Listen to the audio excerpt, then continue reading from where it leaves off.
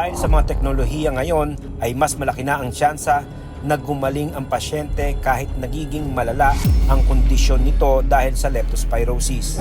Usually naman the survival is high. Ang problema lang kung magkaroon sila ng pagdudugo sa baga. Pagdudugo sa baga, before 100% namamatay.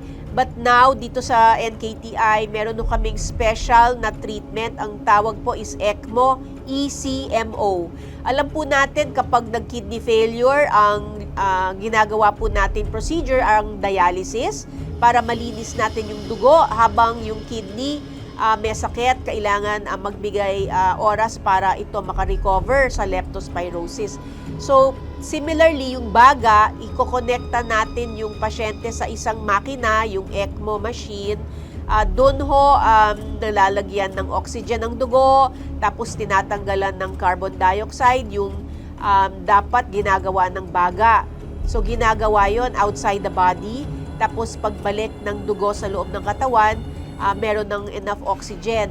So, yung baga, nagdudugo, kailangan muna bigyan ng oras para ito gumaling.